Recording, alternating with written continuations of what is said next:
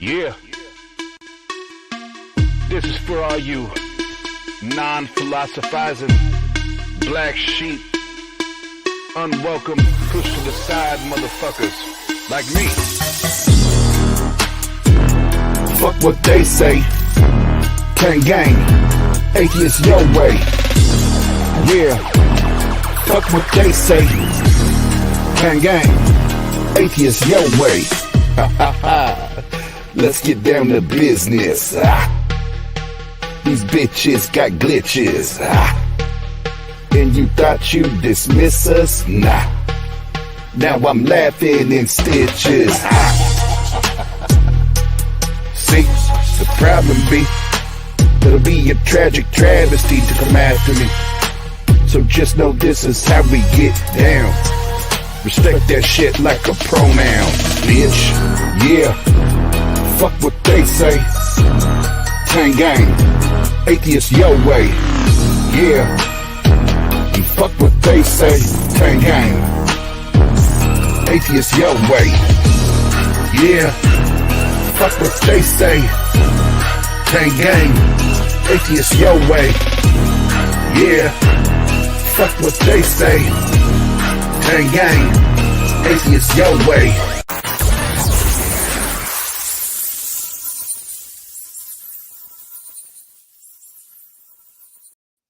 What up, what up, what up, what up, what up? What's up, everybody? Welcome to the Atheist Network group. Hashtag Tangang.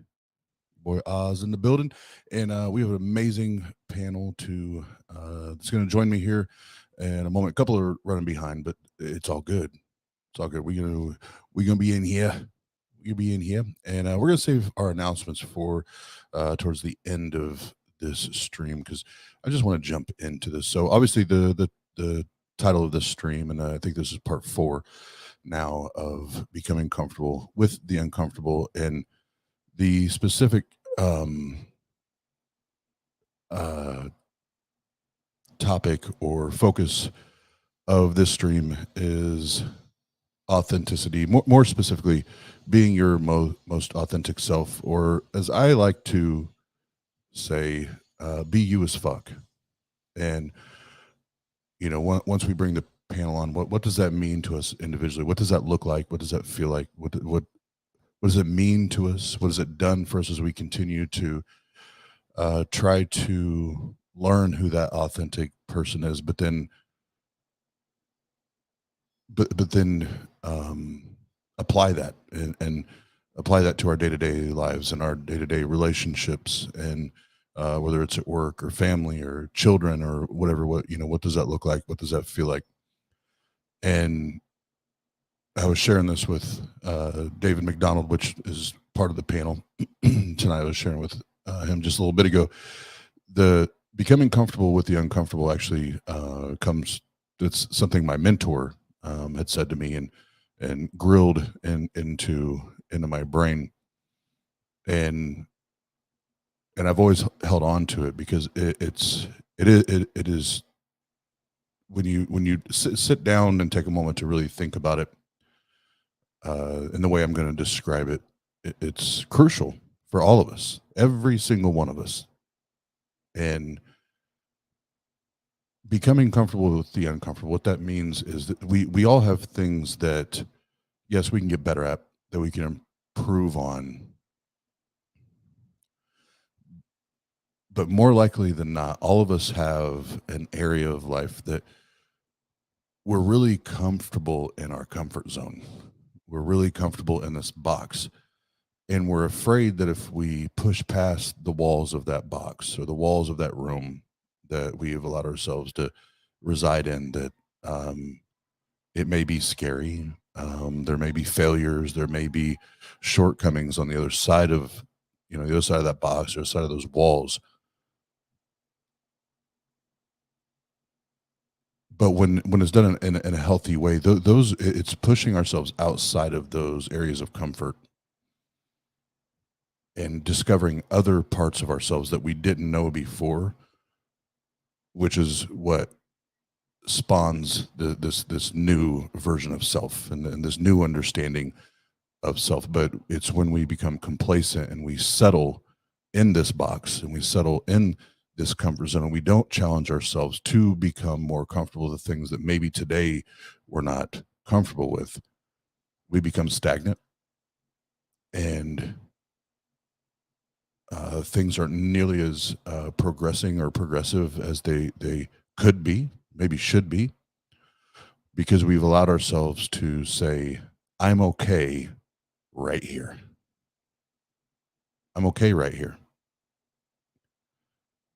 The reason I don't like that personally, and I hope others would share this view or opinion, is that means for me, that I've said I'm okay with not growing anymore.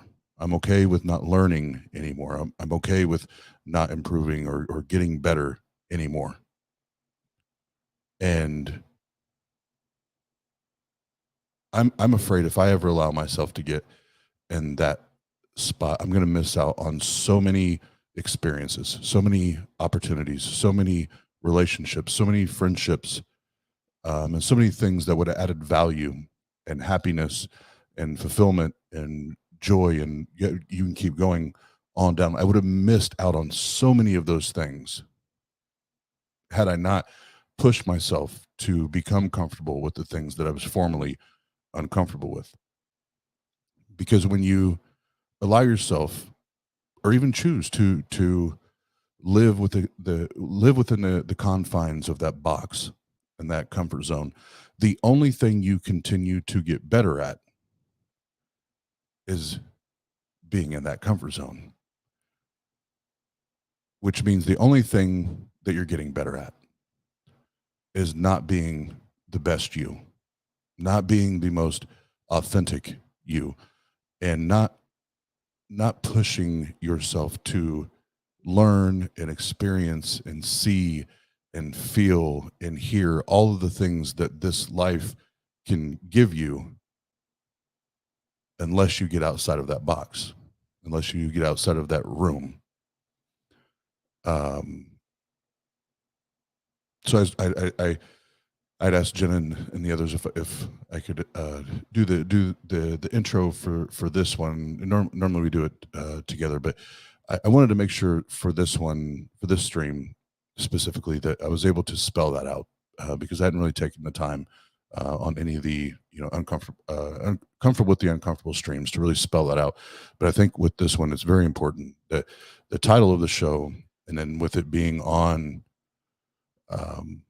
the focus and the topic being on authenticity and being you as fuck, that we talk about that as well, and what that means to us individually.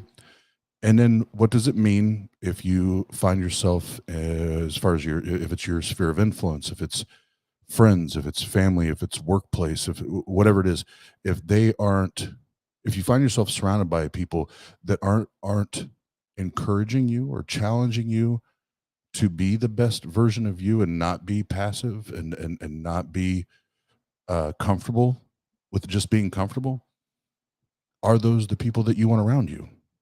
Or do you want people around you that are going to challenge you and encourage you to always be a better version of yourself today than you were yesterday? Which I could go on a motivational speech on that. So I won't. So I went on long enough, but I wanted to start off the show with that and kind of set the tone with that as we get into the conversations. But like I said, we have an amazing panel, and let's see, what video do I want to use to bring these up? Let's we'll lighten we'll lighten the mood a little bit. Oh, that's for the real apples. Yeah, man.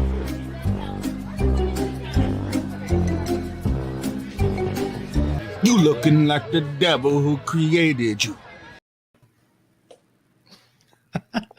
Oh, sorry. It's just like force of habit now. I hear that and I just have to take a drink, man. Yeah, it's crazy. Right?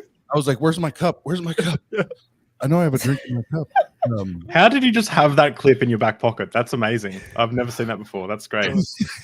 You looking like the devil who created you. But before we get going, make sure we do a round of introduction here. As always, my beautiful, amazing girlfriend, Jena. How are you? I'm doing well today. Thank you. Awesome. More? Okay. No, Sorry. you're good. You're good. I'm a little rusty. It's been a minute. Short and sweet. Short and sweet. I intentionally made that awkward. Thank you. Appreciate it. And then we have the dancing man, secular Rarity. That's all you get. That's all you get because I'm super uncomfortable.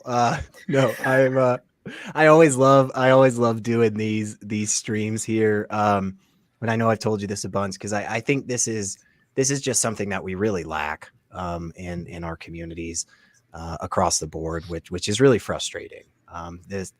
We're getting there where mental health and really talking about it in a normalized way is becoming more of a thing. But we're not nearly as far as we need to be. So I'm always happy to take part in this, despite how uncomfortable I may be right now. But, I could just put pants on. So sorry. That may help. Well, we'll talk about it. For some of us, it's reverse engineering. It's I feel better. Never mind. Anyway, no, but it's been a minute. But little sis Biddy Buddha's back on the Tang channel. What's up, Biddy? Not much. What's up? Yo, yo, yo. Yo, yo, yo. What up? What up? So if you guys ever hear Biddy and I go back and forth, we're always trying to predict if I call her, she calls me, what the introduction is going to be. Is it going to be yo, yo, yo, or what up, what up? What up? What up? Yep. And then our newest friend and addition to Tang Gang. You didn't hear that. You didn't hear that yet. David Old McDonald had a farm that gets destroyed in style battles. I've never heard anyone use Old McDonald. No, that's the first time I've heard that joke. That's cool. Oh, I can't believe it. I'm so original. Nice. And if you ever want to hear David McDonald and one of the finest freestyle raps that you ever hear in your life, it's posted on our channel. So there's the teaser. You go check it out for yourself. It was pure genius. I can just read it here. I'm here with Tang Gang, Heathen Queen's a bitch. Yep, there it is. That's the whole freestyle.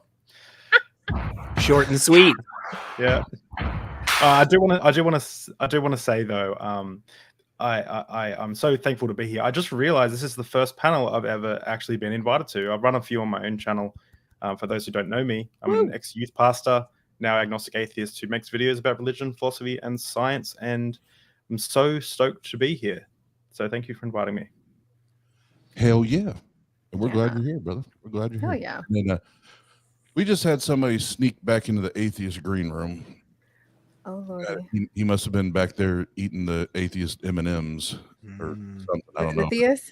All of a sudden, he just stumbled in, and he likes to think that he plays guitars and shit. This is just a green screen. I don't play. He likes to think that he plays guitars and shit. And then even wore a shirt with Pizza. Atheist pizza with a slice already eaten. Did the devil eat that? Well, no. See, it's a cool story because my son has a shirt that is just the little. Oh, just a Oh, piece. just the slide. That is Yeah. cute. Oh, that's. but he outgrew it, so Oh, at least I can still wear mine, right? I love that. I wasn't ready for that much adorableness. Yeah. That was way too wholesome, way too quick, Shane. Yeah. You got points. You got points. Yeah, This is gone. You had like a really emotional opening. Then you went into like you double park drunk as talking about the devil. And then we go into wholesome. Like this is all over the place. But this is crazy. Well, David, welcome to Tang Gang. There you go. And Shane, see, I thought the shirt I had with my youngest son was cool, but I think you outdid it because we have a little thing. It's straight from Talladega Nights. I'll say to him, I'll say, "Hey, buddy, you and me," and he goes, "Shake and bake." And then as soon as he says it, we have a secret handshake that we do. Mm-hmm. And I can't remember who it was, but somebody for his birthday or Christmas one year it was for him, but had a shirt for him and a shirt for me, and mine said "I'm Shake," and his said "I'm Bake." That's cool. That's awesome. Shake and bake. That's great. Shake and bake. And if anybody's watched that movie, it's probably something my son shouldn't have watched, but he did. Well, several times. Yep. And the man of the hour has arrived, and this does we have to see it one more time because this guy, when we bring him up, he looked like the devil created him. Who is you? Who is you? He's you looking like the devil who created you. Oh, that's the real apple. Yeah, man.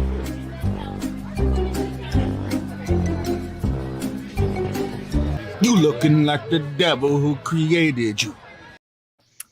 Yeah, see, I knew it. See, yay.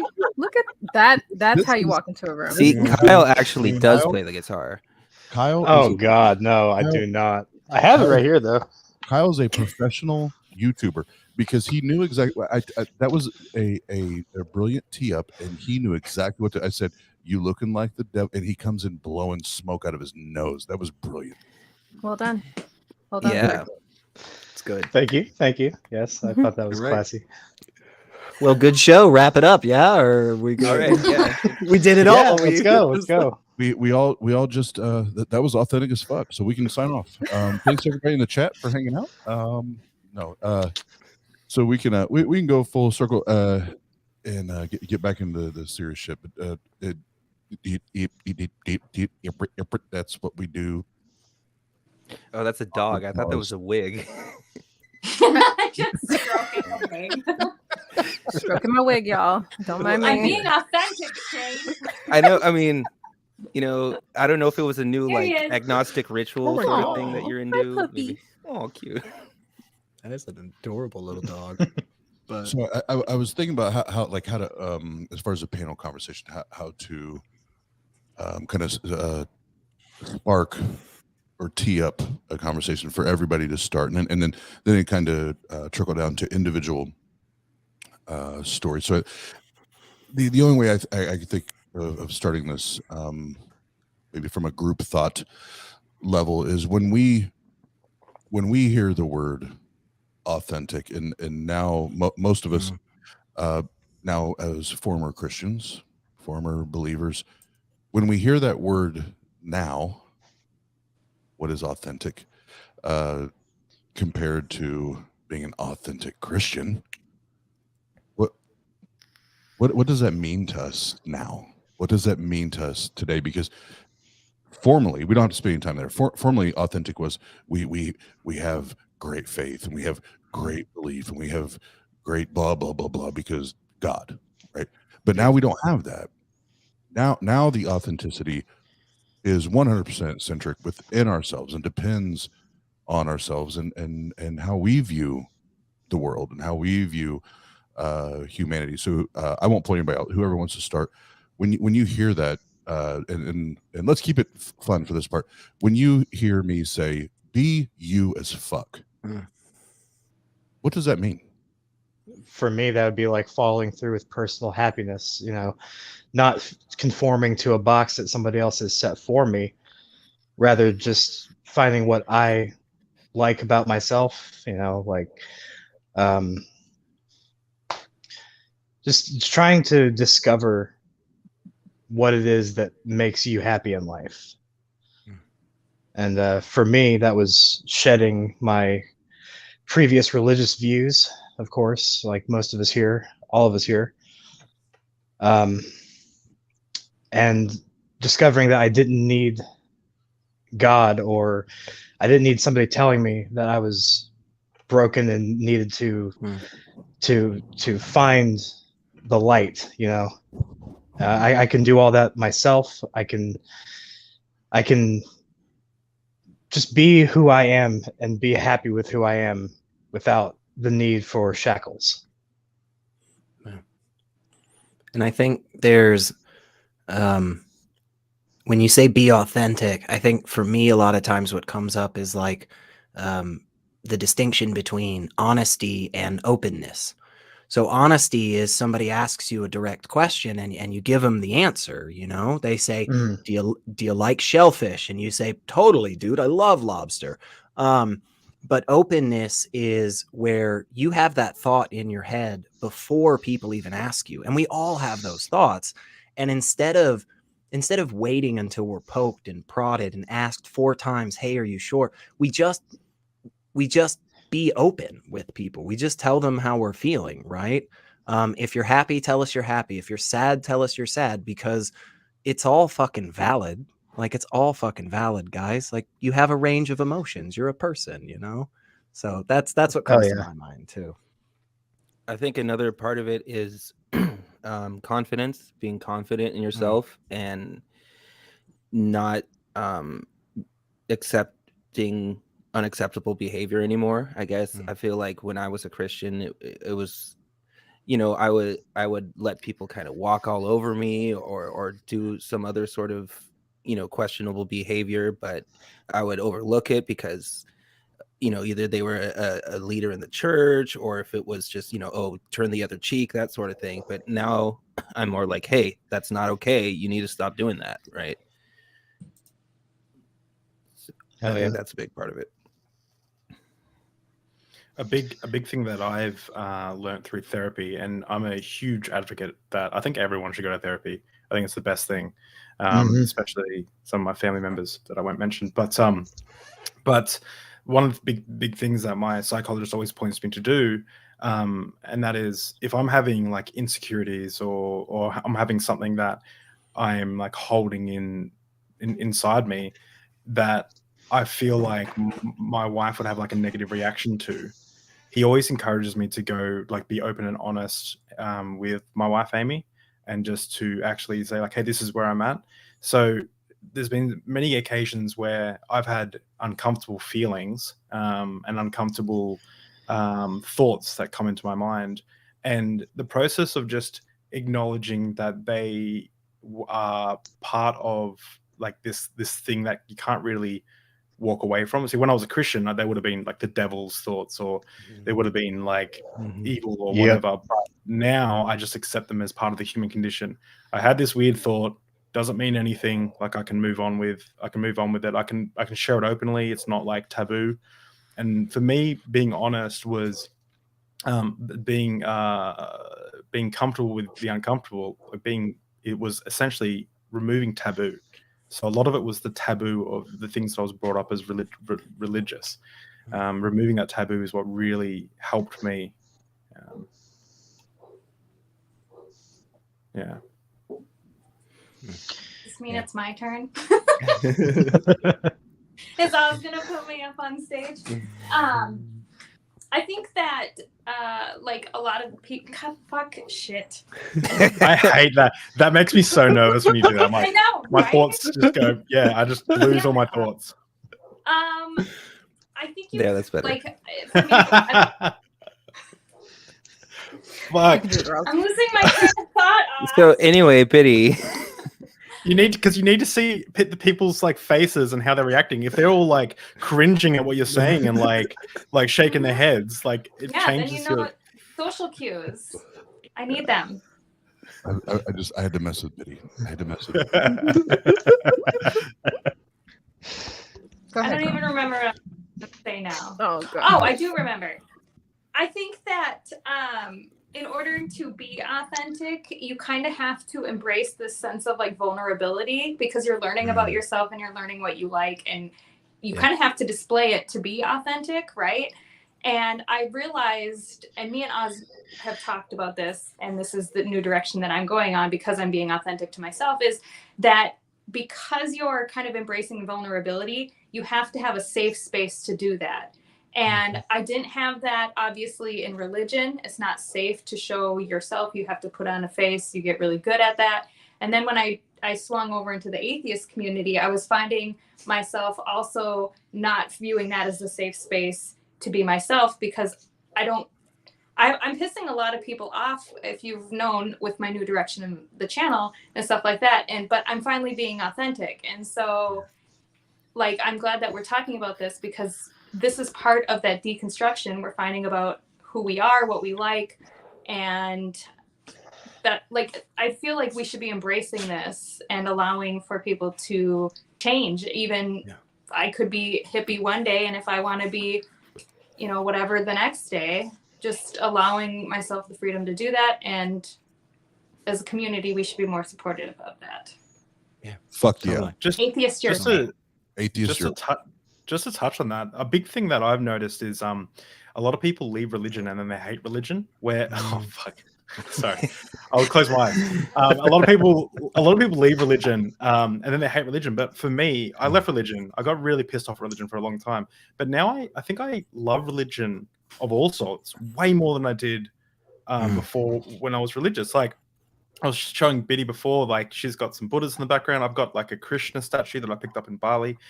I think religion is beautiful and amazing. It's humanity's first attempt at trying to understand the cosmos. I just don't think it's true. And there's a huge distinction there. So it's like a different lens on viewing religion. And I found that sometimes in the atheist community, you know, especially with, I mean, there were new atheists, but I guess they're old atheists now. Some of the older guys in 2010s kind of era were very, very anti, I guess. It's all just BS. It's all just crap. But I think there is some value to some parts of the stories. There is some. It's interesting.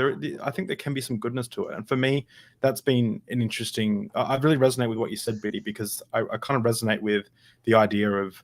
I'm not a hippie, but like you, but I'm definitely weird. Well, I think what both of y'all were talking about. You know, first off, yeah, 100%, right? But also, I think that kind of touches back on what Shane had talked about, where, you know, to really be authentic, there needs to be this self-love, this self-care that's given to you, where you go through the effort of having these conversations and these questions and these thoughts. And when you actually do get to that place, and somebody comes up to you and they say, you know, I think ghosts are real. Right. And it's like, well, I don't, but that's not gonna fucking destroy me. Like, it doesn't tear me down. Biddy, if you want to use tarot cards to help focus your thoughts and kind of meditate and stuff, why does that fuck with me? Why would anybody be angry about that? You know? But yeah, that confidence in who you are and where you are in life. And again, you know, Biddy said this about the vulnerability, which is, yeah, that confidence to be vulnerable is what's really going to be valuable for a lot of us, because without taking that risk, we have no fucking idea who we are or what we do and don't like, you know? That's a big part of it, man. Is why didn't he get a zoom in? Right. Right. I guess for me, when I think about, you know, being my most authentic and how living, that this topic hits home for me, you know, even more so now than ever. My initial coming out, or to myself, because I'm still closeted for the moment, is that after realizing that I no longer believed and faith was not a concept for me that I trusted or believed in or followed anymore, and I've often expressed this a lot, because there's not a lot of Black atheists that are more prominent and out there and speak upon this, other than the typical ones, usual ones that we kind of know. So it's the very beautifully toxic marrying of Black culture and Black and faith. It doesn't matter if it's Christianity or whatever religion. Is that it can be a real struggle to remove your identity away from that and not be seen just because you're of Black skin and Black culture that you're automatically assumed to be Christian, or you're automatically assumed to be religious, or you walk down a street full of Black people and they say, hey, what church are you from? And that's the first thing they ask before they even ask your name. And so I've been now maybe 4 going on 5 years as being a non-believer, and it took me maybe up to around this time last year, so roughly 3 or 4 years, to kind of figure out who I was, what my likes were, how do I see myself, because stripping away your faith to Black people means stripping away being Black in general. Like, you're just not a part of that group anymore, because it's like, who the fuck are you if you're not religious? So now, past that, learning who I am, how I feel emotionally, my likes, dislikes, and knowing who I am as a person and how I interact with others has made me, in my still present state of being closeted, has made me feel more fulfilled than I ever have been and felt. And knowing how much I can appreciate other people for who they are and not just because of what they believed in. Fuck yeah. Fuck yeah. So on what Jen just said, and I'll pull this comment back up. What up, Carlita? Carlita said, being atheist feels like jaywalking in Christian traffic with all of the horns honking. If that's not a great analogy, I don't know what the fuck is. Have a fucking drink.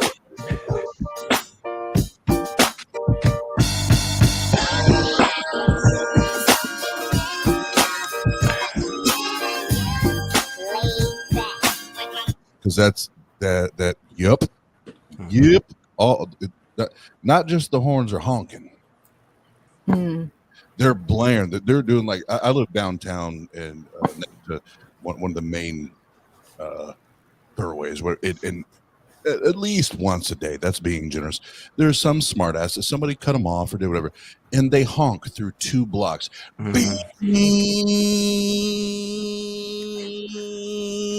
And it's like, yep, that dickhead. That was me. Sorry. Yeah. I get shit like that. I get bad road rage. Like, I kind of know. That was so unneeded. But to Carlita's point, that's what it is. It's like it's this. Bing! Like, yes, I know you don't. I know you think I'm the devil. I got it. You don't have to. Bing! I get it. You know what we should do is when Christians start talking to us, we should just go beep.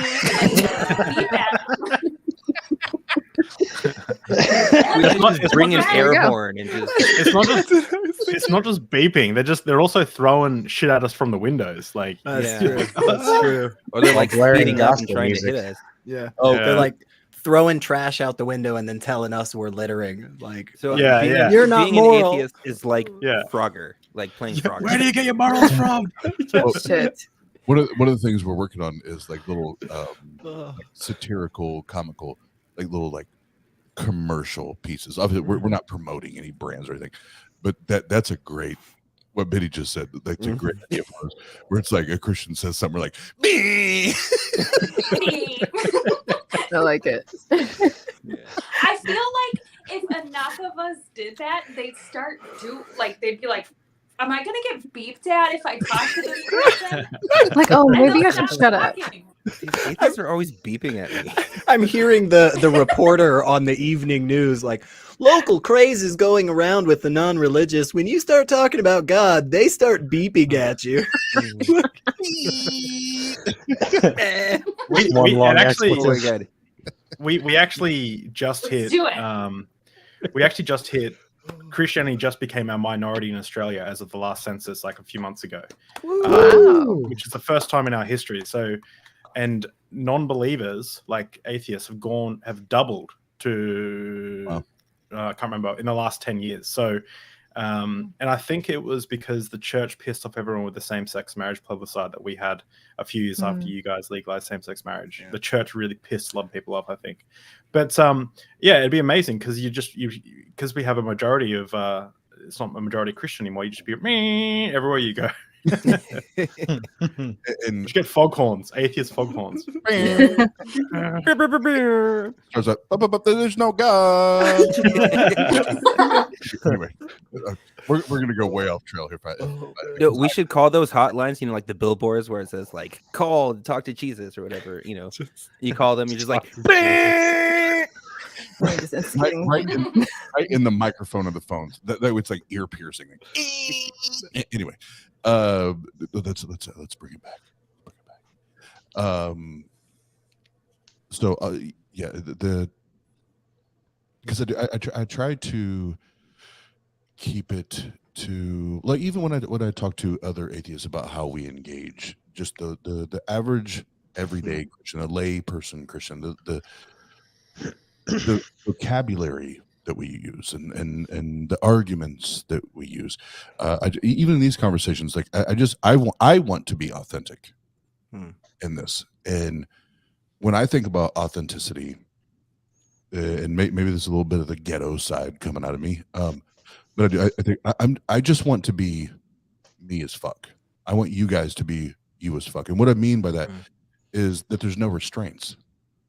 There are no restraints. You get to do and be what you want to do and be, and I get to do and be what I want to be. And we don't have all of these layers of rules and regulations and dogma that's attached. We don't have that anymore, or we shouldn't anyway, right?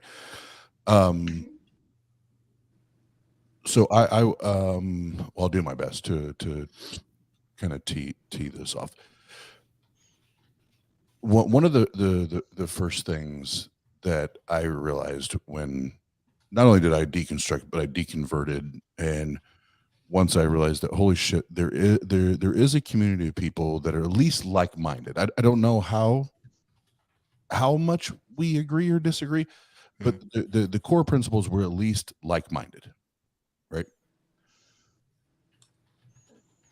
The one thing that I loved about it is that I was constantly reminded to think for myself. I was never told that. And no matter whose mouth uttered those words, it didn't matter. In that moment, it was that constant reinforcement and that constant reminder, Oz, think for yourself. Do not ever allow anyone ever again to tell you what to think. If they want to help you learn how to reason or think better, and help you learn how to be a better critical thinker or examiner or questioner, whatever, that's all good. But never ever let anyone again tell you how you should do this, because that's your shit and that's authentic to you. So I think that's probably from just a fundamental position, all of us removing ourselves from Christianity. That was the first thing that stuck out to me as far as me finding me. I was no longer being programmed, and I was being encouraged to think and operate on my own. That was like a like a whole shift in my entire life, the way I thought, the way I approach life and relationships and everything. So I'll say that and say, how about you guys? Yeah, definitely. I mean, that's the whole thing. The big difference between being an authentic Christian and an authentic atheist or authentic yourself, is Christianity. They want you to do the exact opposite. They don't want you to be you as fuck. They want you to be everyone else as fuck. They want you to be, they have a big book that has a list of things that say, here's what you're supposed to do, here's what you're not supposed to do. And they're always telling you, like, don't think for yourself, like, the man's ways are foolish, and God has all the answers, and a lot of things like, who are you to question God, or who do you think you are to do, to think for yourself, or to have your own original thoughts or ideas. You're supposed to think what we tell you to think, and you're supposed to think what the Bible says you should think. Because there are even thought crimes about, like, if Jesus says, like, if you lust after a woman in your heart or whatever, you've committed adultery. And it's like, that's a thought crime. That's like, you're not supposed to think things. Like, how can you control what you think, right? But and that's just the exact opposite of be you as fuck. Yeah. And truly, again, I mean, we've all kind of touched on this a little bit already, but it's not as if that any of us are waiting around for somebody to tell us that beating somebody to death in public, in broad daylight, in the streets, is a bad fucking idea, right? Like, we have these thoughts, y'all. We have the thought that says, hey, I shouldn't be a jackass to this person just to be a jackass, right? We don't need some prescribed morality. We don't need that, because funny enough, each of us wake up every day and decide that we're not going to rob from the hundreds of people that we come across. We're not going to kill or hurt anybody in a really intense way. This is something that is just pretty standard for the vast majority of us. And the problem is that oftentimes, especially with a religious connotation, we're brought up to think that a lot of those thoughts are bad, right? We're brought up to think that a lot of the thoughts that we have that are completely normal, that are completely, what it means to be human, right? There are a lot of times I can tell you where, for instance, just, dealing with death and grief in a religious context, oftentimes basically just boils down to, why are you feeling sad? God has this. Like, what's wrong with you? Why are you so broken that you can't just trust God that it was the right thing to take away your 2-year-old, Right. And that's fucking disgusting. And it's only through giving ourselves that space to say, yeah, let me think about this stuff and go with that, right? Because again, a lot of us have those fucking thoughts where it's like, I want to be a good person, and we don't need some book or some preacher to tell us how to do that. Exactly. Yeah, I think that what you said was spot on. Religions, they often make you feel guilty for just being born a human. Yeah. And if you feel guilt around that simple fact, you're never going to grow. Yep. Yeah. Well, they make you feel guilty anytime you enjoy anything. Right. I feel like anytime you're like, oh, this is fun. Like, hey, this is cool. I like doing that. And then you're like, this must be a sin. Like, I feel guilty for enjoying myself. And like, I shouldn't be pleasing myself. I should be pleasing Jesus. That's how I was, trained to believe. Which is immeasurably sad, because this is the one life we know we get. And right. You can't experience joy or pleasure. What's the point? Yeah, I mean, I was told that like the only way to experience joy is to seek the Lord, right? And the only true joy that you would get is through Jesus, or he would give you joy, right? And these earthly desires, that's just instant gratification, just fleeting, ephemeral pleasures. Right. On that, like, being or walking with Christ or being Christ-like seems so immensely impossible, and so so difficult to aspire to, especially on a daily basis when we're supposed to be born sinners and everything that we do and say and think, even on a daily basis, is of sin. So it's like if we're ever to be Christ-like, that's never going to be achieved because we're always just going to be sinners the moment we're born to the moment we're dead.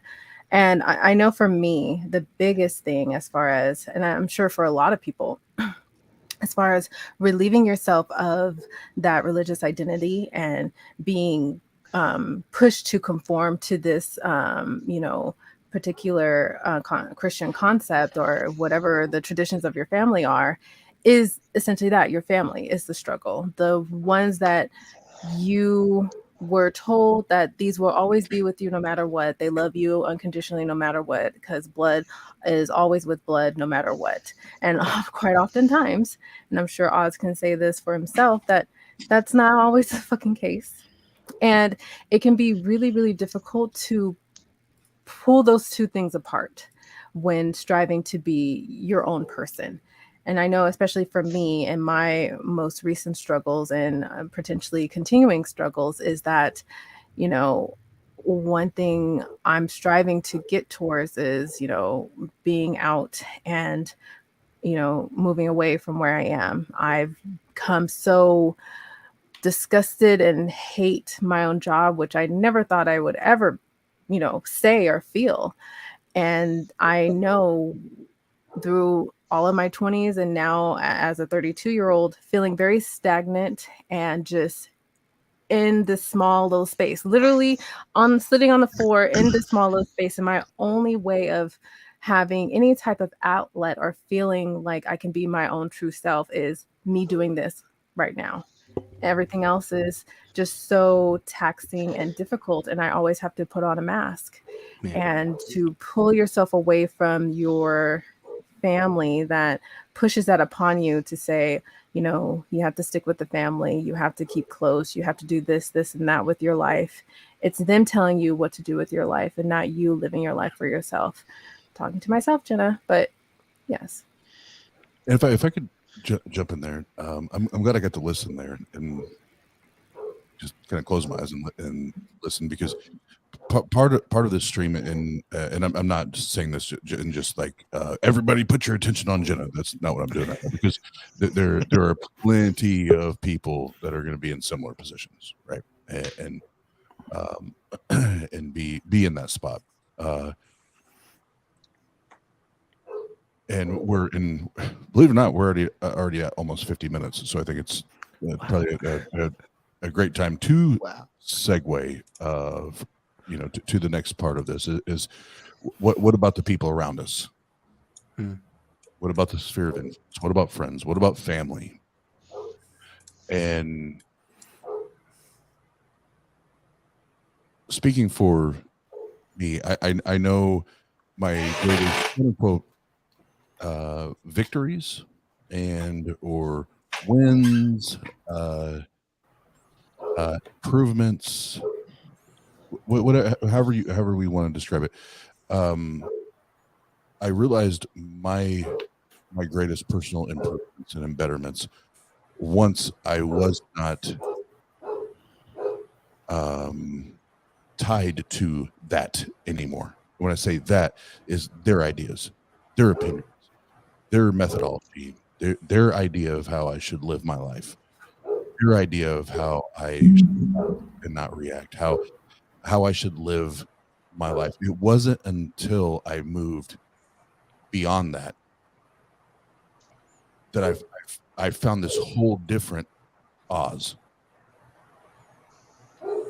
where it's like, holy shit, I never even got to know me, assholes.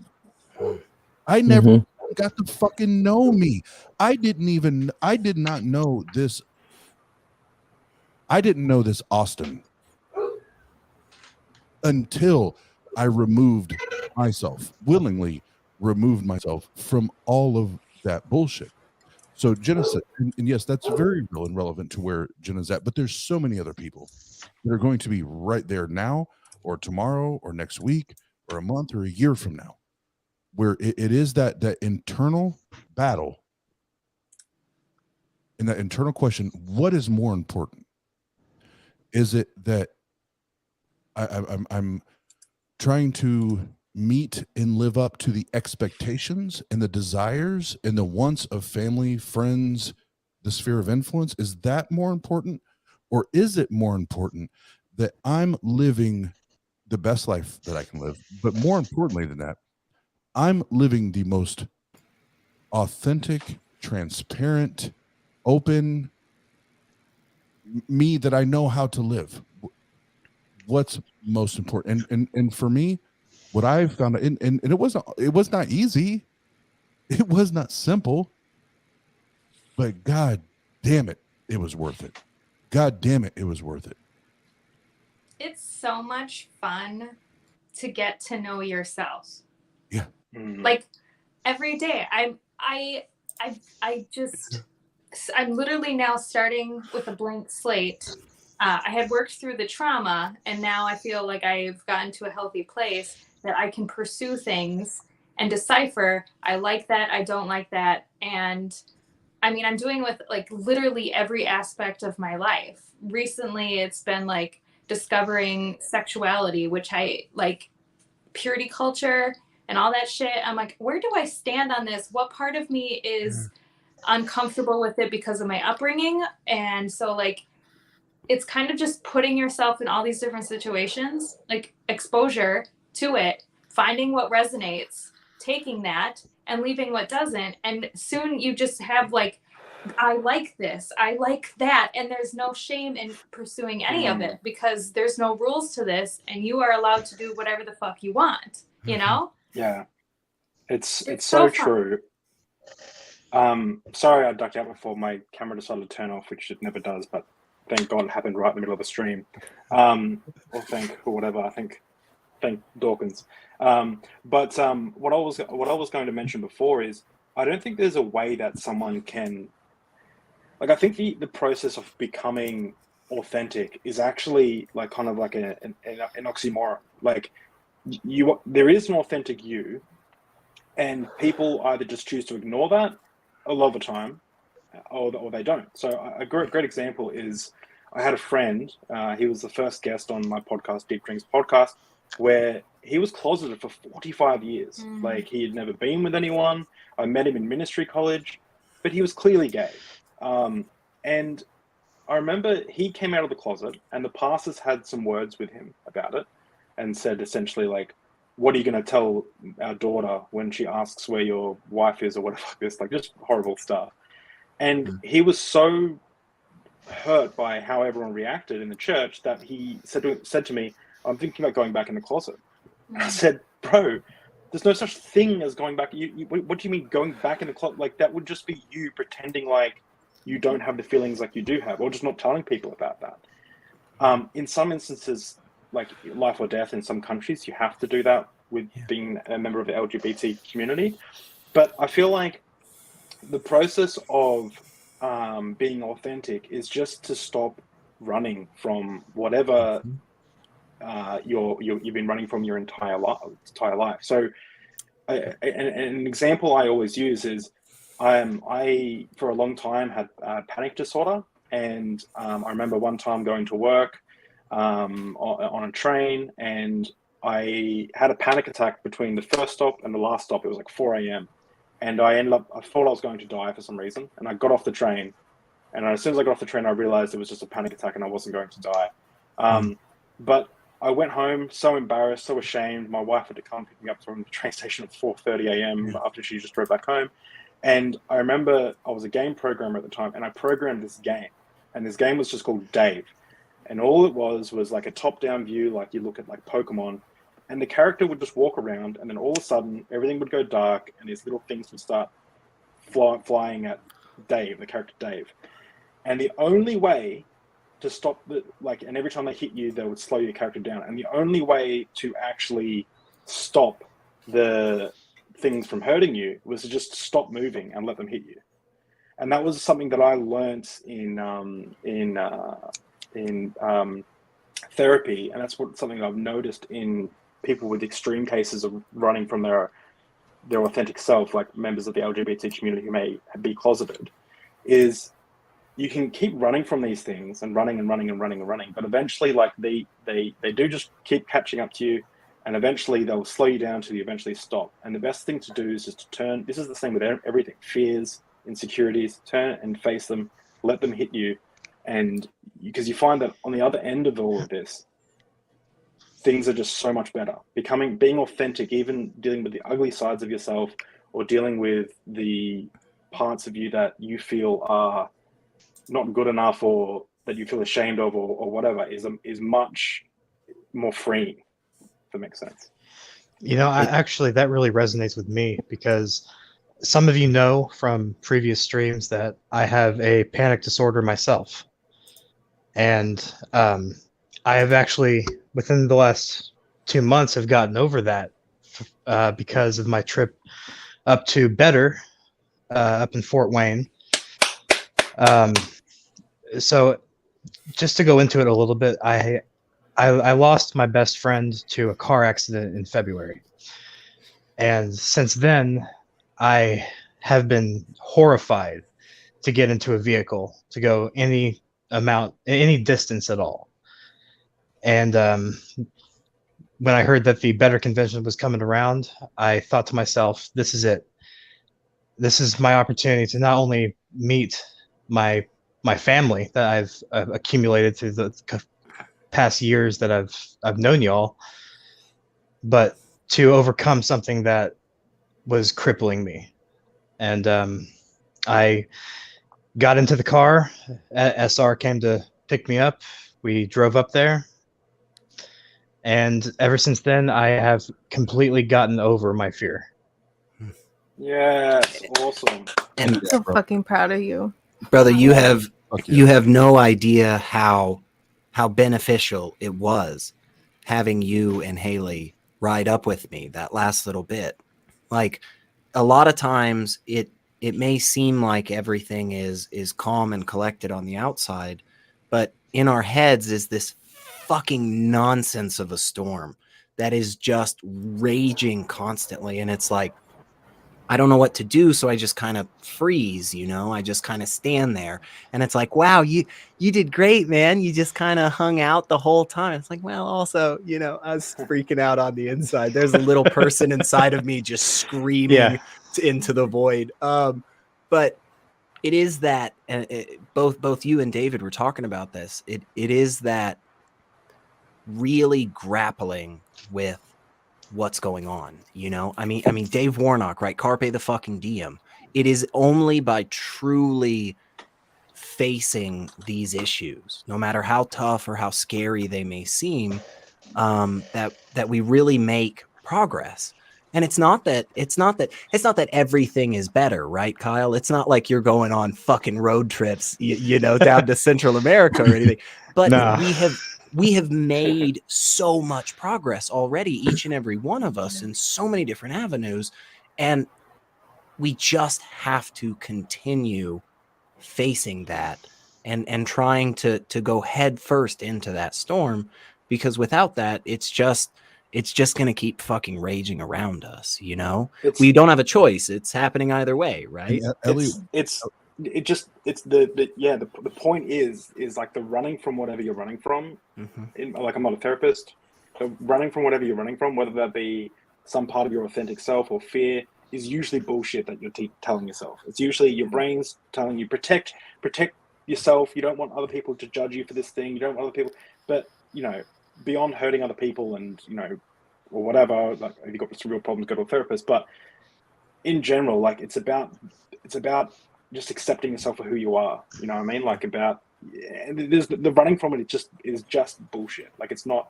It's just a trick that you've told yourself. It'll all be fine. I'll just pretend to run from this thing, and you know, you need to deal with it. Bring it out in the open. You know that Kid Cudi song where he goes, "They gonna judge me anyway, so whatever."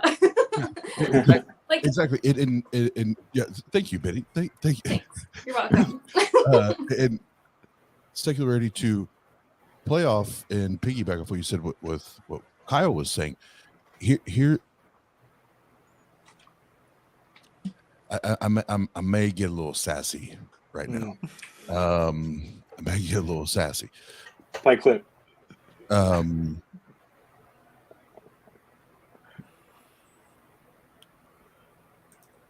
There's usually only one person that knows exactly what's going on in your mind.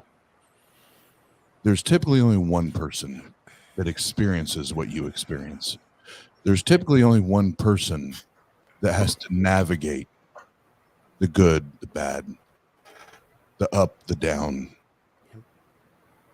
the good, the bullshit, the frightening, the enlightening. There's only one. And we have to navigate that. And yes, we can have community, we can have friends, and we can have the people that care, but we, at the end of the day, we have to navigate that the best way we know how.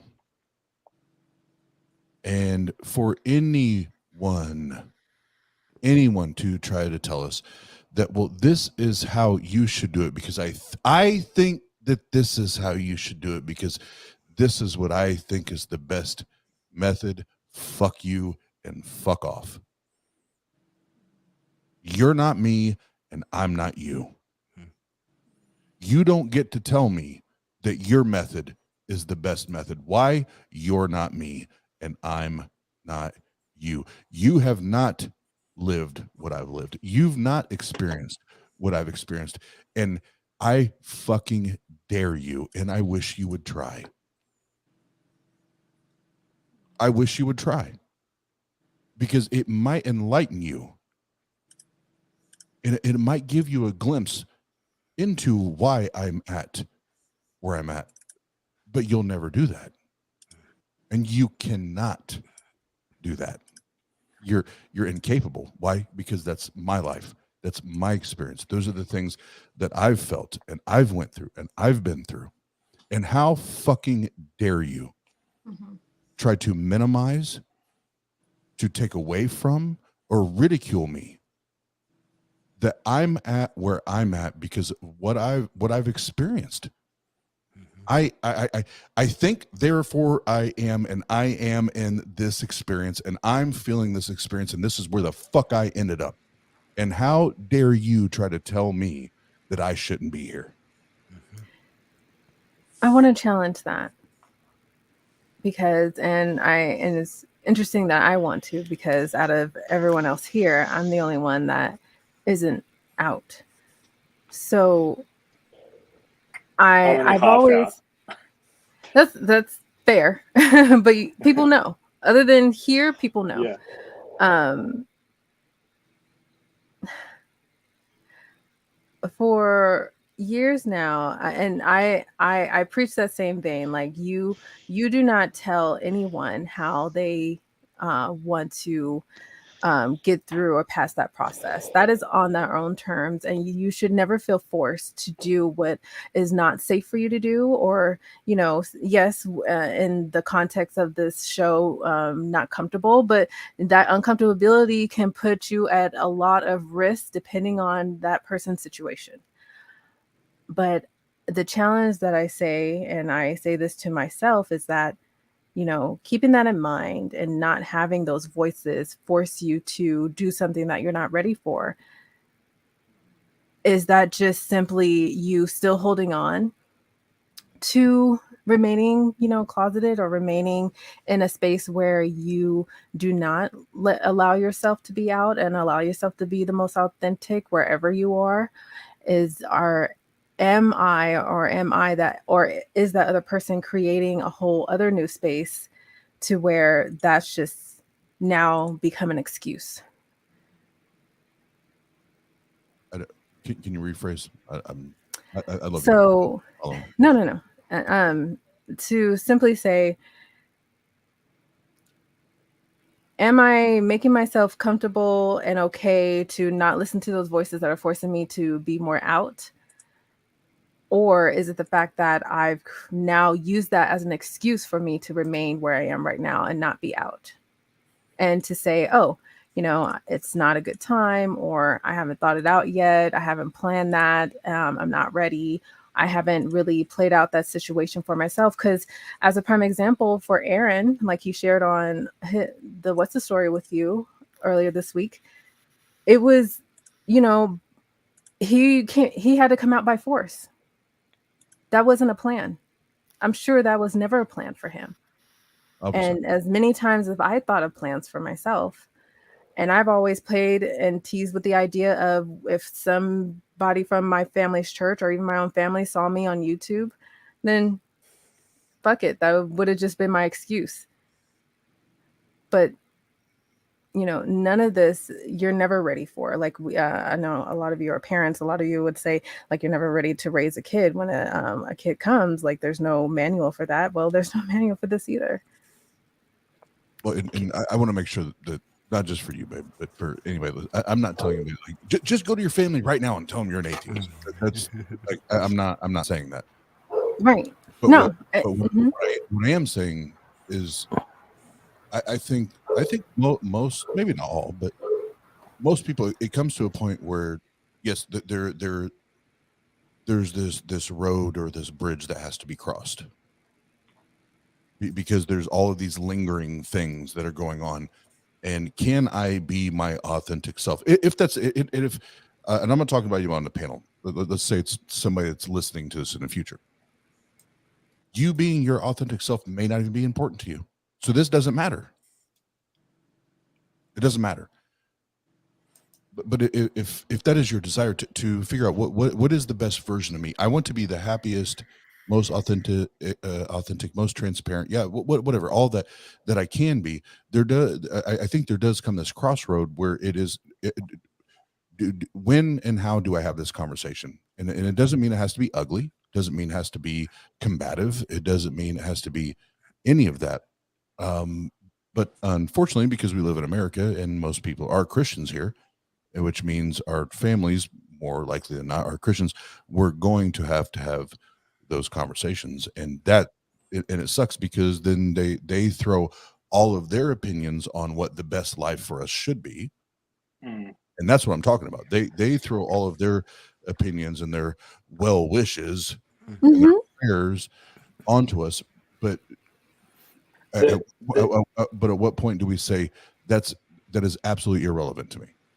Yeah, I feel you, Jena, because I have the same conundrum with part of my wife's family, in which the pain of not being authentic at this stage, the frustration that comes with that and everything, is significantly less than what I think the pain is if we like. I mean, there are parts of our family.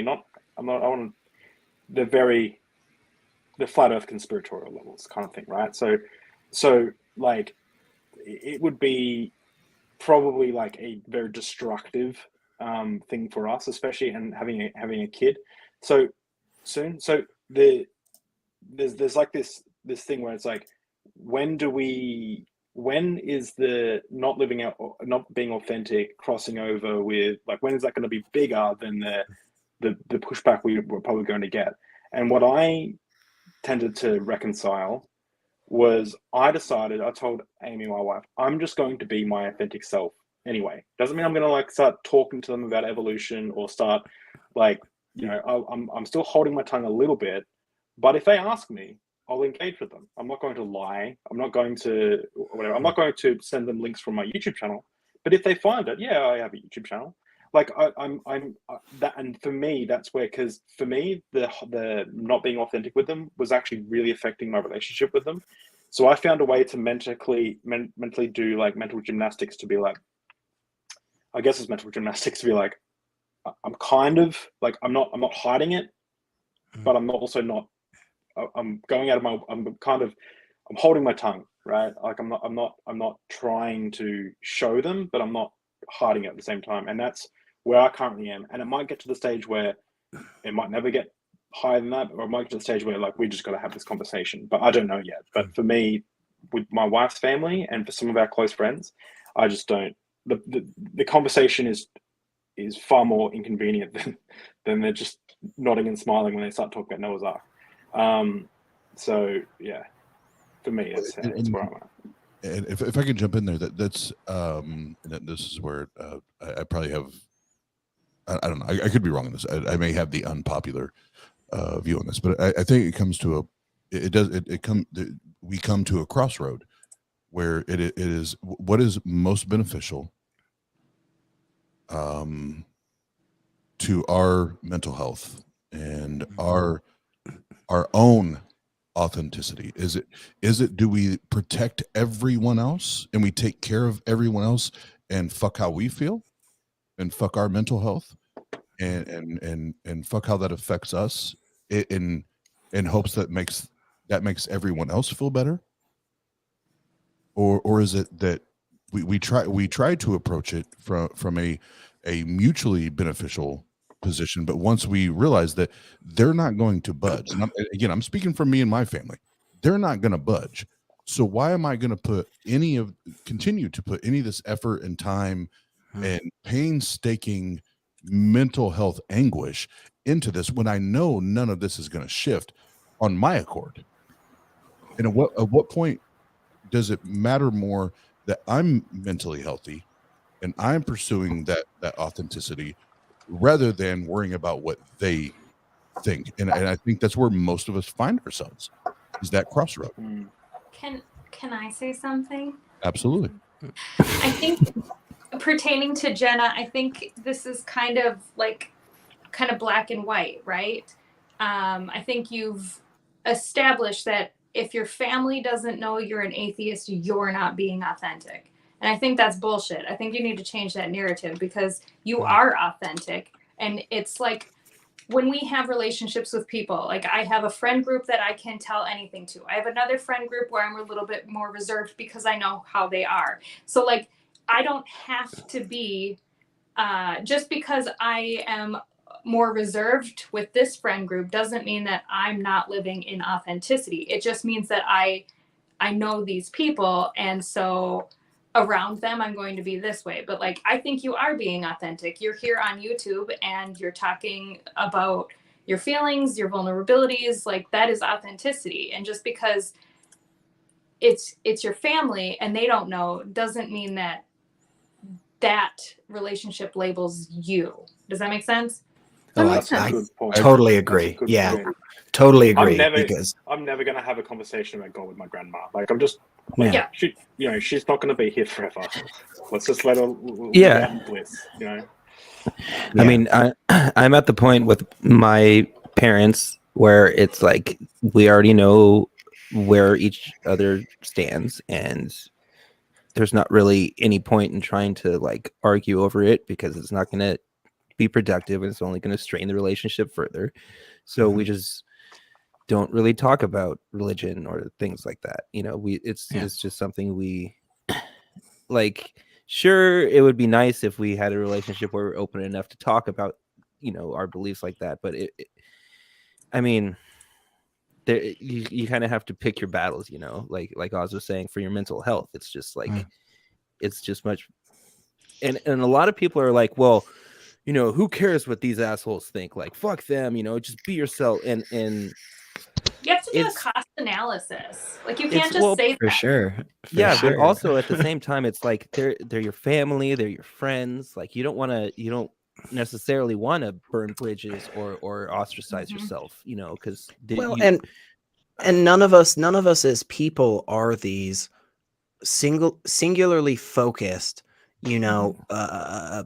shallow fucking characters that we read from the 1950s. We are all multifaceted fucking real people that some days we feel good and some days we feel bad. And sometimes we're fucking hungry as shit. And it's like, hey man, I really appreciate this conversation, but we're going to have to fucking stop so I can have a fucking sandwich, like, it's okay. It's okay that not every single aspect of you is highlighted in every single second that you're engaging with people, right? Yeah. Like I have all kinds of things that I enjoy.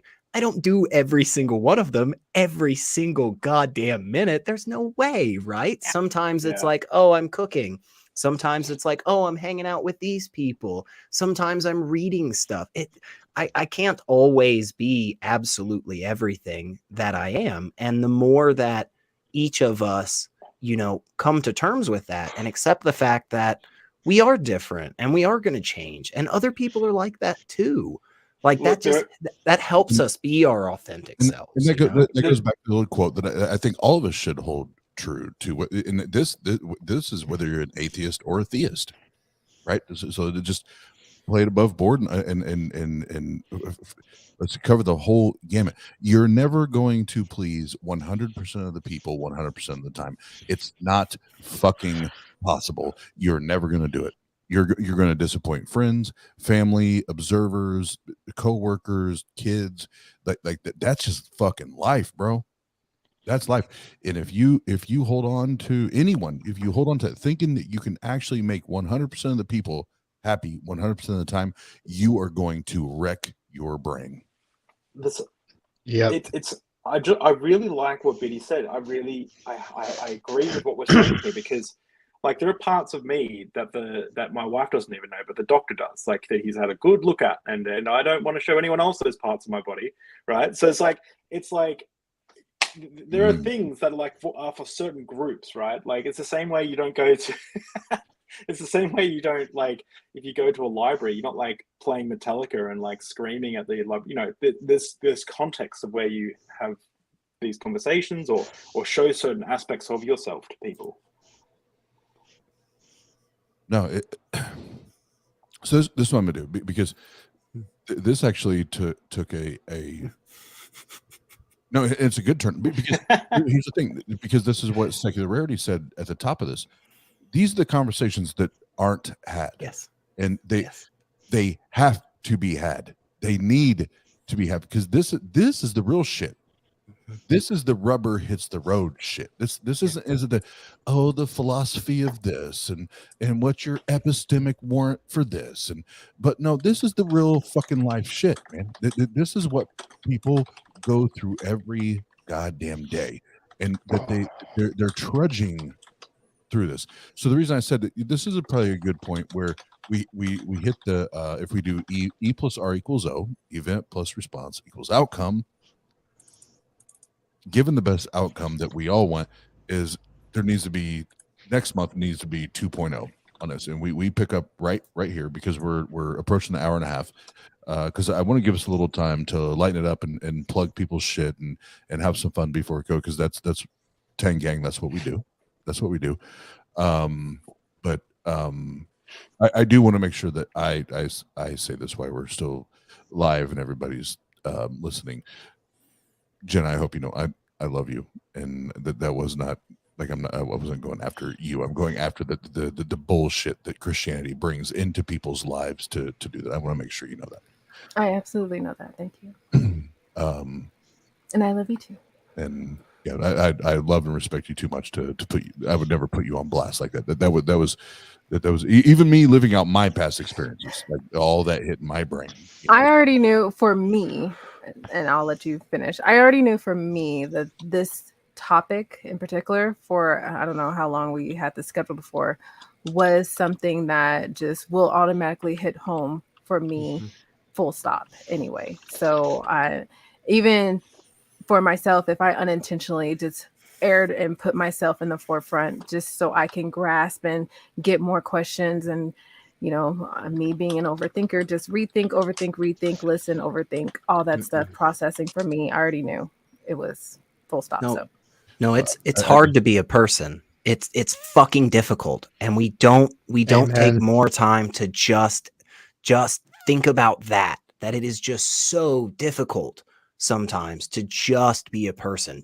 You add on whatever you want on that, but just being a human being is a lot of fucking work a lot of the time. Add on to that trying to be like a good person to other people, you know, live your true self and do that in a way that's not fucking everybody else. It's insanity. It's incredibly difficult. Absolutely. So my internet, or not my internet, actually it wasn't my internet this time, it was my phone died, but I don't know what was said. Jenna was right. But I thought of something when, you know, I had time to reflect while I waited for my phone to turn back on, that authenticity isn't about telling people what you are for them to understand, because people don't know shit, right? It's about knowing who you are. So if you know who you are, Jenna, you don't need to tell your family you're an atheist. You know you're an atheist, right? So like, it's not about marketing yourself to other people. It's about you just knowing who you are and being comfortable with that. Biddy, you're fucking blowing my mind. Like, Biddy has all the words tonight. Yeah, this makes sense. You should start a channel or something. I've been start a listening to a YouTube. lot of Alan Watts, so you know.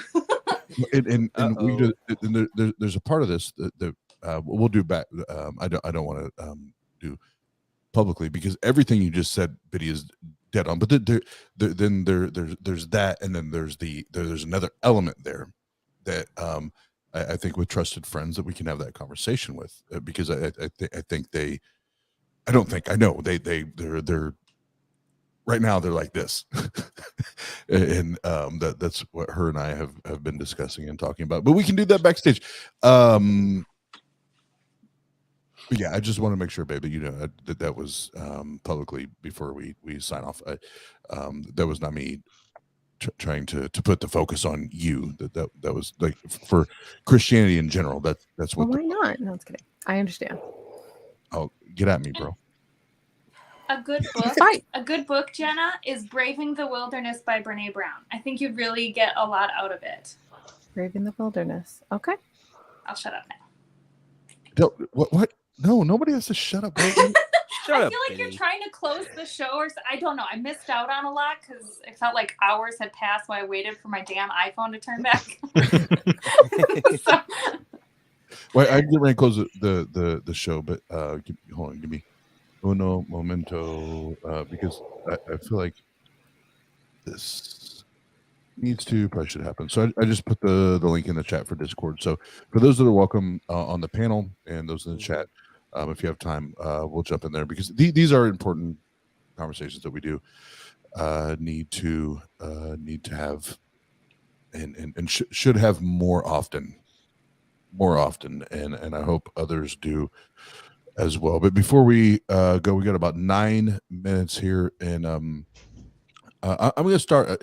I'm intentionally going to start with Lewis's Biddy Buddha because I do have to say that I am extremely proud because we at TANG we have the Atheist Your Way, that's our moniker, but she's doing her own version of that, and she's doing Biddy her way, and she's doing this YouTube fucking thing her own goddamn fucking way, and I love it and I embrace it, and I'm in her corner and rooting her on. So Biddy, please let everybody know what the fuck you done did. What the fuck you done did?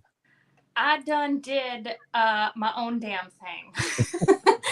I completely revolutionized or changed up or whatever you rebranded. I learned that I've just really like hippie shit. Always have, really into rocks, really into like mystical things and spells and stuff like that, but I wasn't allowed to learn about that. That was demonic. I suppressed a lot of aesthetics that I really enjoyed, and now I don't believe in that shit. And so I'm literally just healing my inner child by learning about a lot of other religions and practices. And for me personally, and I know that people don't like when I say this, but like atheism lacked structure and it made me really nihilistic. And so because my brain was so accustomed to rituals and praying and having all that stuff, that I wanted to find a way to take, ancient rituals and adopt them to my life in a modern way. And so that's exactly what my channel is about. It's Biddy Buddha, the Ritual Agnostic, where we find fulfillment in ancient rituals and just taking what resonates and doing literally, like, you can make shit up. Like, there's no rules to this. And so, but if you can't handle per se the lack of rules, putting kind of the stuff in introducing it into your life can really help give meaning and hope. And so that's what I'm doing. And people that don't understand or don't get it, then my channel's not for you. But I'm trying to create like a community that for people that don't feel like they fit in the anti-theist world, and they definitely aren't pagan, like they don't necessarily believe in these things, but they see the benefits of adopting them, even though they're not religious. There's an aspect to spirituality that I think even atheists can benefit from.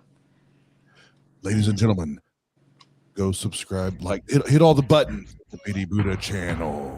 Woo! I had to unsubscribe so I could subscribe again because I'm already subscribed. So. And if you go to David McDonald's channel and you hit the subscribe button 2 times, that'll mean a bunch to him and his channel. But no, well, we'll go. Kyle, are you with us? Yes, I am here. Okay. Anything you got coming up, bro? Not a lot. I've been working on a new video for CosmicKyle, going over the science behind the sun, which is not the father and is not the spirit, but is equally bullshit. No, we're talking about the sun in the sky. Yeah. Or you could follow me on TikTok, where I post goofy shit all the time. That's at the CosmicKyle. And yeah. The CosmicKyle. Next up is the rap phenomenon, the freestyle. Yeah. West Side. Conquer, the destroyer, the defeater of Tupac, Snoop Dogg, and Dr. Dre simultaneously, and that is David McDonald. Thank you. Well, thank you for making my screen big as well. I just want to start off by saying, here with TANG Gang, Eating Queen's a bitch. But then I would like to, because obviously most I can rap lyrics all the time. What I've got coming up, I guess, I have a podcast called Deep Drinks Podcast, where I'm interviewing Derek from Myth Vision about his journey away from heroin and losing his faith at the same time. So that's a story that I think more people need to hear. So that's going to be super interesting, and that's going to be live, so you can ask all your questions then. And it'll be 1 a.m. for me, and obviously he's sober, so we're drinking coffee. So that's going to be a fun night after that. So I'll probably be hanging out. And I also have my YouTube channel where I post clips and panels. And we recently did a panel on hell, which was really fun. Talked about the existence of hell, where it came from, and all that kind of stuff. How to get over the fear of hell. And we'll shortly be doing more panels with some of you guys. And Oz, you're coming on Deep Drinks in a couple of weeks. So hell yeah! Oh, I'm looking forward to that, man. Shenanigans. Even as an atheist, I still have that lingering fear of hell, so I'll be tuning in for that. Yeah, it's a real thing. Yeah, that was done 2 weeks ago. Yeah, that's on. Yeah, that was good. Dr. Josh, Heathen Queen, myself, then a couple of us I just met. Marco Granado is a philosopher and history teacher. Yeah, and he asked me, and Godless engineer. That's right. Oh yeah, Jeeves. Yep. And he asked me to be on his channel. I was like, dude, you do understand on my channel. I say it all the time. I don't philosophize. I don't fuck that shit. You do know that, right? Like, yeah, but you're still invited. Cool. But then we have Teenage Mutant Ninja Turtles. Teenage Power. What's up, everyone?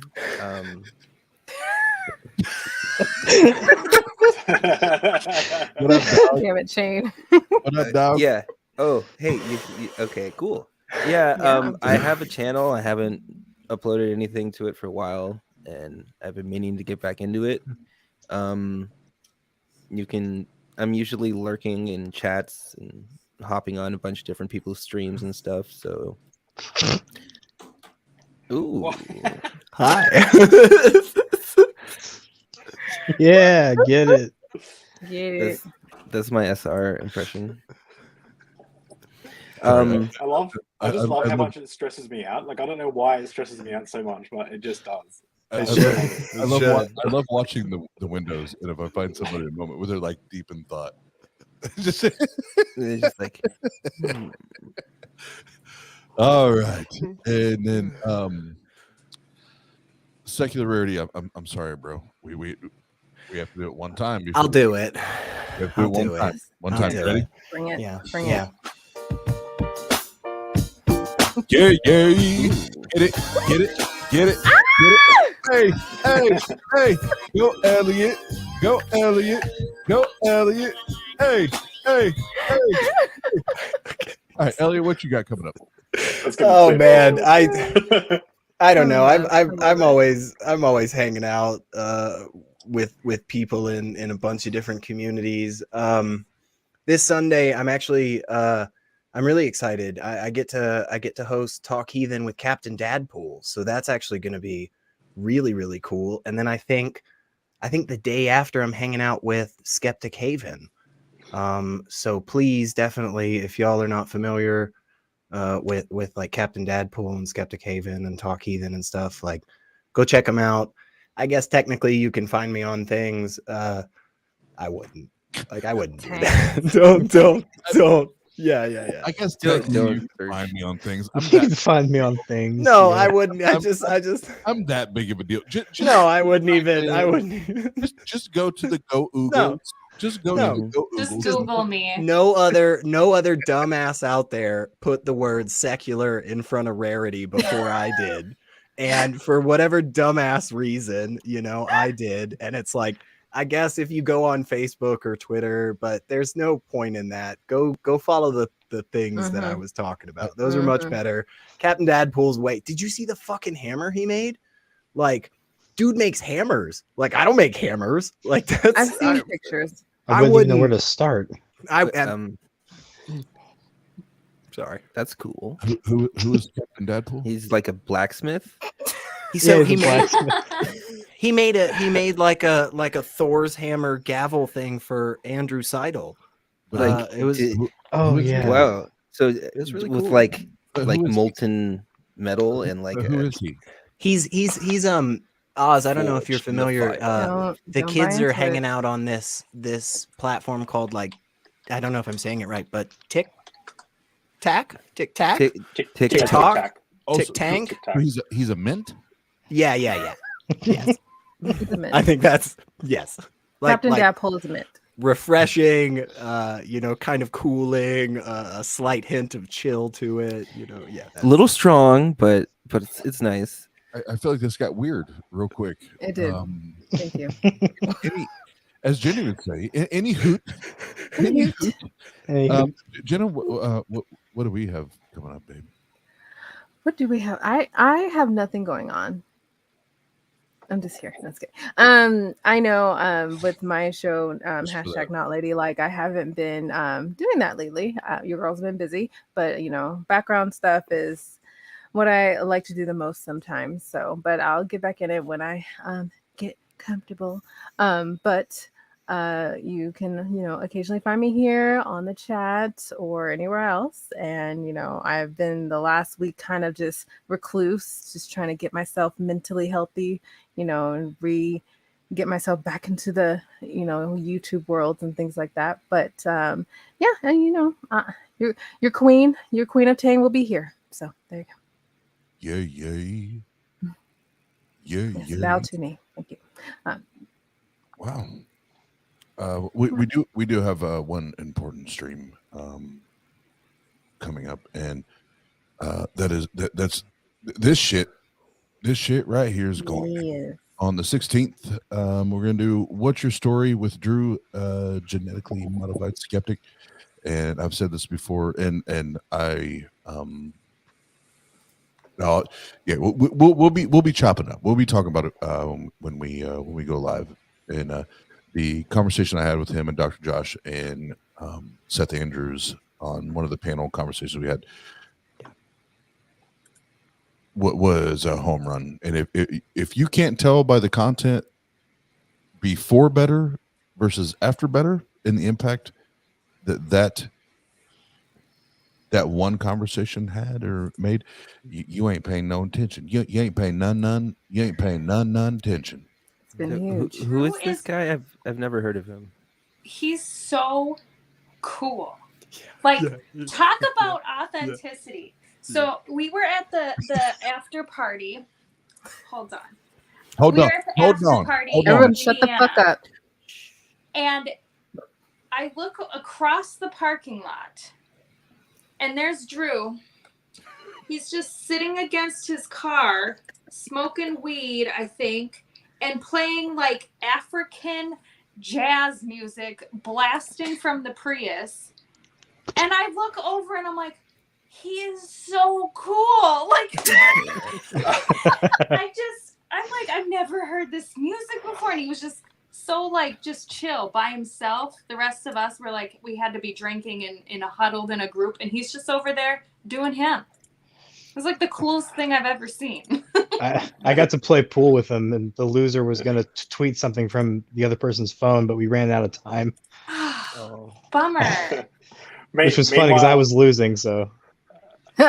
As we were talking before, meanwhile, he's actually over there, like, smoking weed because he's having a panic attack. He's like, I don't want to go talk to people. Like, just to bring it full circle. You know, it was funny. Probably Like not. when I met him, I'm like, "Hey, nice to meet you. I'm Shane." He's like, "I'm Drew," and I'm like, "Yeah, I know." Like, Yeah, I know. It's like when Jay-Z was too scared to go up and like talk to Ricky Gervais. He's like, "Oh, I didn't know if you remember me." He's like, "It doesn't matter if I remember you or not. You're fucking Jay-Z. Like everyone knows who you are." Like, oh, shit. Or you just be like The Rock. It doesn't matter what your name is. Yeah. Sorry, that was a hard right turn. My bad. No, Drew's awesome, and Drew and Biddy were the ones that convinced me to try this. And I'm still trying. I found no the barefoot thing, but no, I try to put my feet in the grass every day. Yeah. Have you been doing that? I've been trying. It's called grounding or earthing. I don't know if I was earthing or birthing something weird, but You're but I was doing trying. it. Maybe there's no wrong or right way, but I don't think you should be birthing anything. It's a lot of concrete more than there is grass. I was about to say, I live downtown, so it's I don't know if I'm earthing, birthing, or I think it works the same with AstroTurf. If you get like a foot by foot of AstroTurf, you just kind of roll it out. Just buy that shit off Amazon. Put it in You your get a living P room. square for like your pets, you know. you know what? Oh, God. Actually, no. You know what? There's a college right over here that has. I don't even have to pay for it. I'll just jump over the fence. Yeah. And stand on the AstroTurf. Yeah. Second Rarity just blew my mind. Just Well, blew I my mind. compare data. I don't think. Correct me if I'm wrong, Biddy, but I don't think you think there are actual like spiritual goblins pulling the juju out of your like feet as you step on grass. But there's probably like actually something to standing on like grass. It's meditation.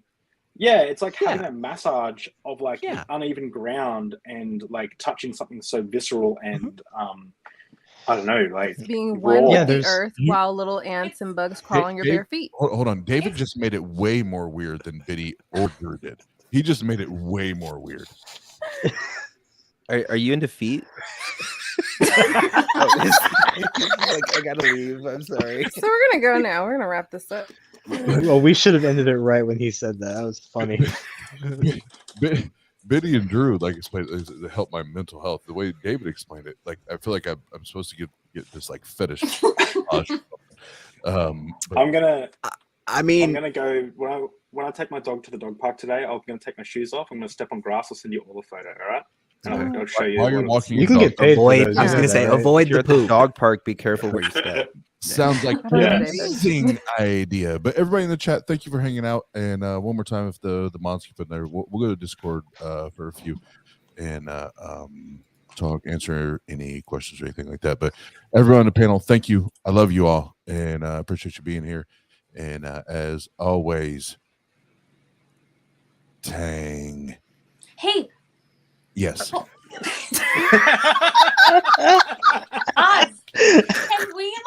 can we do this? And I saw David do like West Side. Can we like figure out like a Tang gang? You know, like we just drop like a Tang hand sign. Oh Yeah. my God, yes. It's always been this. It's always been this. It's always been but this. this is Yeah, like it's- everything. Everybody. We gotta we can come up with something better. This Yeah. is like, Hashtag Better. better. Simple first. Better. Yeah. This is better. It- One of Upside each. down One of cross. each. I just don't want to put up Crip It's subs either or something devil as I'm horns trying to- or middle finger. What do you prefer? One devil horn, one middle finger. Yeah. There you go. Yeah, why not both? This. We do it like Because that. there's no There way you without incorporating two hands. Jenna, What? I'm being my authentic come on. This self. is a family. This is a family production. This is not a family venture. It's not. Yeah, because if we're gonna do a T, that means we have to incorporate two hands. So it Well- has to be. Listen to me, Oz. Oz, I can tell you're from Indiana because we do the Indiana goodbye where it's like a 30-minute goodbye. Okay, yeah, I'm from Minnesota. It's the same thing. Yeah. So Oz, you Do it in the sign South, us too. out, and all of us on the panel, Kyle, you got to turn your camera on. Let's all do our best, like what we could, and then people in the chat can vote for the best hand signals. Oh, You heard it, folks. All right, so All right, start commence the everybody, I'm voting. gonna count to three. At the count of three, you put your best Tang gang sign up, Mm-hmm. and then we can pause it later. And God, this is gonna be scary. But y'all do the damn Tang gang thing, and yeah, we'll do that. I love y'all. Thank y'all. And Jenna, what the fuck? we're out. One, upside one. down cross. What, Jenna? Why are you always so filthy minded? Because that's me. Hashtag not ladylike. This went in a different direction. Yes, wait, that's I blame Biddy. anyway. Tang gang. We wrap it up. One secular Rarity, you have to be a part of this. I'm trying so hard. That's what she said. Wait, it's not. 1, 2, 3. Tang gang. Hey, Oh, hey. this was terrible. Yeah. This is for all you non-philosophizing black sheep, unwelcome, pushed to the side motherfuckers like me. Fuck what they say. Tang gang, Atheist Your Way. Yeah. Fuck what they say.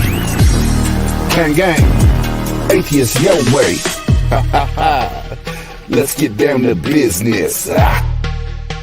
These bitches got glitches. And you thought you'd dismiss us? Nah. Now I'm laughing in stitches. See, the problem be, it'll be a tragic travesty to come after me. So just know this is how we get down. Respect that shit like a pronoun, bitch. Yeah, fuck what they say. Tang gang, Atheist Your Way. Yeah, and fuck what they say. Tang gang, Atheist Your Way. Yeah, fuck what they say. Tang gang, Atheist Your Way. Yeah, fuck what they say. Tang gang, Atheist Your Way.